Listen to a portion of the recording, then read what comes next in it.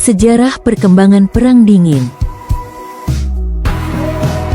Perang Dingin merupakan fase ketegangan dunia karena adanya persaingan antara Uni Soviet dan Amerika Serikat. Perang Dingin dimulai setelah berakhirnya Perang Dunia II, yaitu antara tahun-tahun 1949 sampai tahun 1989. Beberapa peristiwa penting pada Perang Dingin yaitu adanya blokade Berlin pada tahun 1949. Selanjutnya di benua Asia terjadi Perang Korea tahun-tahun 1950 sampai tahun 1953, maupun krisis Kuba tahun 1962. Perang Dingin terbatas pada persaingan antara Amerika Serikat dan Uni Soviet di kawasan strategis dunia. Perang Dingin mempunyai ciri khusus yang membedakan dengan perang yang lain. Salah satu ciri tersebut adalah munculnya aliansi militer yang disebut NATO.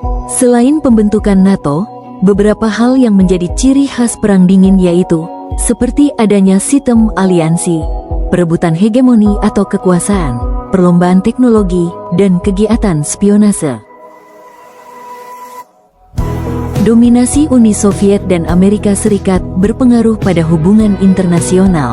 Hal ini menimbulkan blok-blok aliansi yang didasarkan pada persamaan ideologis. 1. NATO dibentuk pada tanggal 4 April tahun 1949. Beberapa negara yang menjadi anggota NATO diantaranya adalah Inggris, Amerika Serikat, Belanda, Kanada, Denmark, Norwegia, Portugal, Prancis, dan lain-lain. Tujuan pembentukan NATO adalah membendung pengaruh komunis di sebagian besar wilayah Eropa maupun di dunia. 2. SEATO dibentuk pada tahun 1945. SEATO merupakan kerjasama pertahanan antara negara-negara di kawasan Asia Tenggara dengan Amerika Serikat. 3. Untuk menandingi dominasi Amerika di berbagai wilayah, Uni Soviet membentuk Pakta Warsawa pada tahun 1955. Pakta Warsawa merupakan bentuk pertahanan dan kerjasama militer antara negara-negara komunis untuk menandingi pengaruh blok barat. 4. Kominfom dibentuk pada tahun 1947. Kominfom merupakan wadah kerjasama partai-partai komunis Eropa yang berpusat di Beograd, Yugoslavia. 5. Pembentukan Pakta ANZUS, yaitu Pakta Pertahanan Negara-negara Amerika Serikat, Australia, dan Selandia Baru yang dibuat pada tahun 1951. Perubahan hegemoni. Kawasan Asia Timur merupakan daerah yang dinilai strategis oleh kedua negara adidaya. Oleh karena itu, Uni Soviet segera menduduki seluruh wilayah Manchuria dan Korea setelah kalahnya Jepang dari sekutu. Hal ini berdampak terhadap perkembangan hegemoni Uni Soviet di daratan Cina serta wilayah Korea. Berdasarkan Konferensi Yalta, semenanjung Korea dibagi dua, yaitu utara di bawah kekuasaan Uni Soviet sementara di sebelah selatan adalah dominasi Amerika. Hal ini memicu Perang Saudara di semenanjung Korea pada tanggal 25 Juni tahun 1950. Posisi Uni Soviet di wilayah timur semakin kuat karena mendapat dukungan dari Cina. Pembentukan aliansi dan pembentukan pakta menambah persaingan antara Uni Soviet dan Amerika Serikat.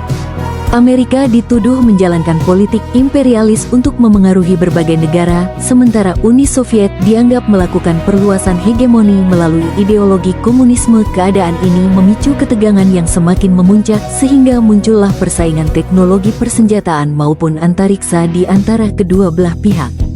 Keadaan ini ditandai dengan perimbangan kecanggihan persenjataan nuklir dan personel militer. Keadaan ini disebut politik balance of power. Politik balance of power merupakan perimbangan kekuatan power oleh suatu negara untuk dapat mengimbangi kekuatan negara lain. Salah satu teknologi persenjataan nuklir pada Perang Dingin adalah penggunaan bom atom. Bom atom merupakan salah satu teknologi pemusnah massal yang sangat berbahaya. Tenaga atom menimbulkan radiasi yang sangat berbahaya. Selain dapat mengakibatkan dampak jangka pendek, radiasi yang ditimbulkan juga berakibat pada jangka panjang seperti faktor genetika. Beberapa efek yang terjadi dalam tubuh manusia setelah terkena radiasi diantaranya kerusakan pada sistem saraf pusat, kerusakan sistem pencernaan, kerusakan pada sumsum tulang maupun pembuluh darah, kerusakan pada organ reproduksi, dan lain-lain. Pada radiasi dosis tinggi, dapat menimbulkan kematian hanya dalam waktu beberapa menit setelah terkena radiasi. Kegiatan spionase merupakan kegiatan mata-mata yang tercermin dalam berbagai organisasi rahasia yang dibentuk oleh Amerika Serikat maupun Uni Soviet. Salah satu organisasi spionase adalah KGB, Komitet Gosudarstvennoy Bezopasnosti, yang merupakan dinas intelijen sipil atau dinas rahasia Uni Soviet, sedangkan CIA, Central Intelligence Agency, merupakan dinas rahasia Amerika Serikat yang bertugas untuk mencari keterangan tentang beberapa informasi penting. KGB dan CIA selalu berusaha untuk memperoleh informasi rahasia mengenai segala hal yang menyangkut kedua belah pihak atau negara-negara yang berada di bawah pengaruh kedua negara adidaya tersebut. Terima kasih karena telah menonton.